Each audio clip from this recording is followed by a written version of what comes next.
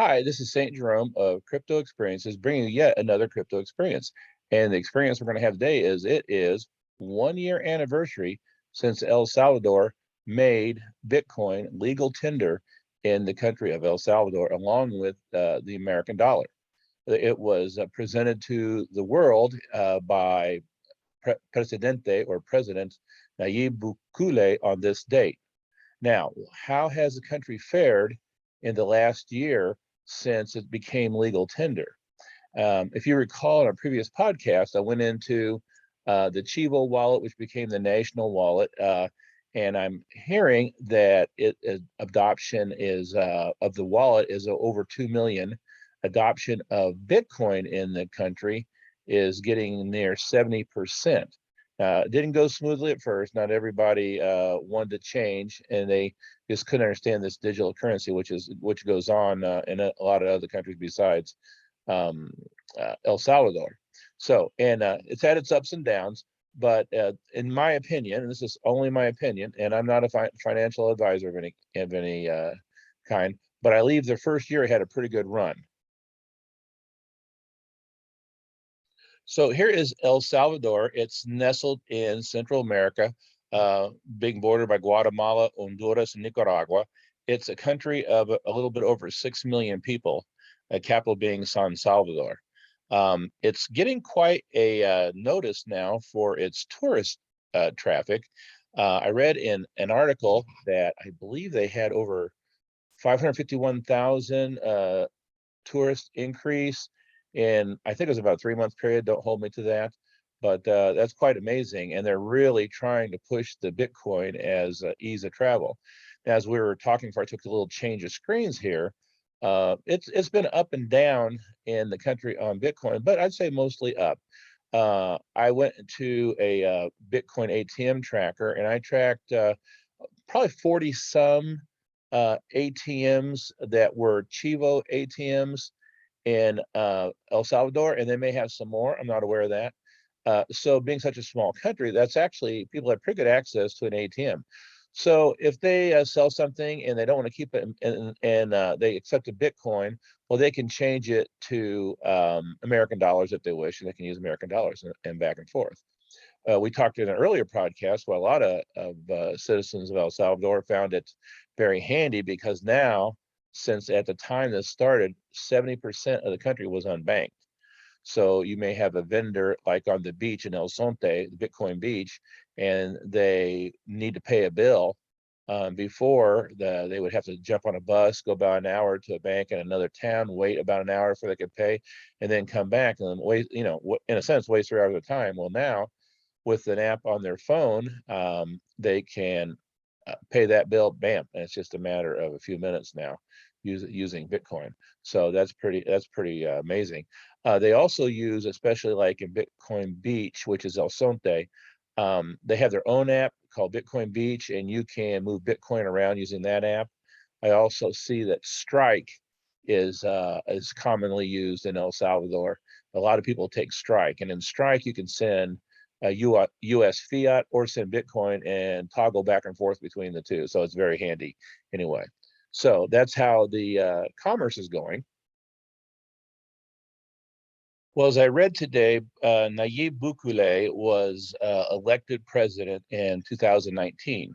So he's going on his third anniversary, 1 year with Bitcoin being legal tender. Now, I'm getting mostly positive reviews. His popularity has risen quite a bit. Now, according to the figures I saw today, his approval rating on surveys was near 90%. It's like, wow, that's pretty high.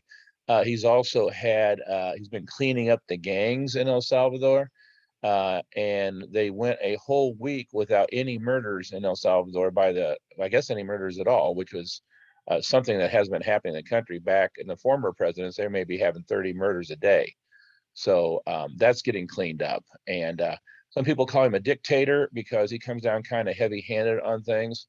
And not being a citizen of El Salvador, I probably don't know all the facts, but from an outsider, it looks like things are getting done. He's very ambitious. He bought Bitcoin in large amounts for the country. He sold Bitcoin bonds so that the people could invest in the country, especially in a project called Bitcoin City. He's offering perks to foreign investors that come in and bring money into the country to invest, and they are. One podcaster that is famous here on the web is Bitcoin Ben, who's been in Bitcoin for a long time and has a great following on, I think it's 42 different podcasting spots. He is bringing a group into El Salvador. They're setting up an office, and it's going very well. Well, one thing I hear that Nayib Bukule is offering, I don't know if this is official yet, but he's offering citizenship in El Salvador to those who move into and invest in the country. So here are some of the perks that Nayib Bukule is offering as incentive to come into Bitcoin City. Look at this: Bitcoin is legal tender, 0% income tax, 0% capital gains tax, 0% property tax, 0 payroll tax, 0 municipal taxes, and 0 CO2 emissions taxes. So that's quite an incentive. And he's selling the Bitcoin bonds. Now they're going to El Salvador is going to do their own mining, and they're going to use an active volcano to produce the heat for the electricity to mine their own Bitcoin. So I'm just thinking, wow, this is really some project. And like I said, I think it's going pretty good for this year. And as I leave, here's a little slide of a proposal for Bitcoin City artist rendition. Wait a minute, I just noticed something. That looks a little bit like Gotham City. There's someone famous from Gotham City. Who was it? And I think they used to summon him with a bat signal.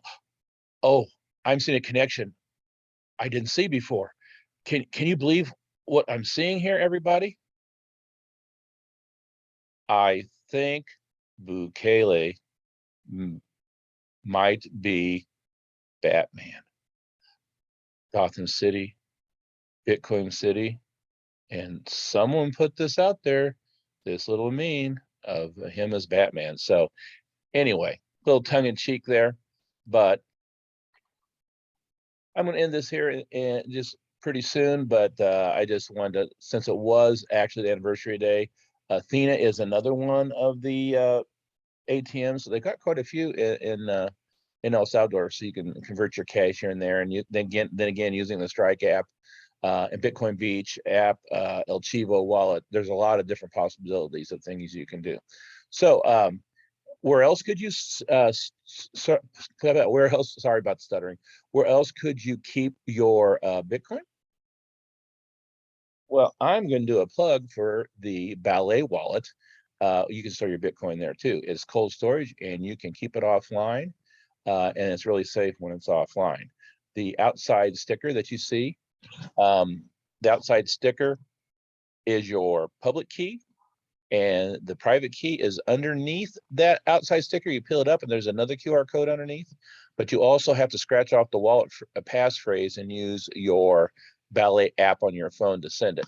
But no one should be able to get to it. It's making crypto easy, and they're supporting now over 100 coins, all the big ones: Bitcoin, Ethereum, Litecoin, Dogecoin, Shiba Inu, and they're also supporting NFTs in different platforms. So if you are interested in the Ballet Wallet, want to know more about it, click the link below.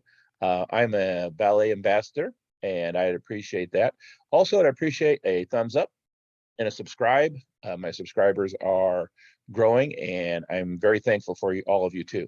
If you want to see where I kind of store everything on one convenient spot, it is patreon.com/Saintjerome. So instead of having to go through all different formats I use, they're all right there. And if you ever want to become a Patreon member, you can have a little direct access to me for questions, etc. Well, thank you again for coming, and I will see you soon with another crypto experience.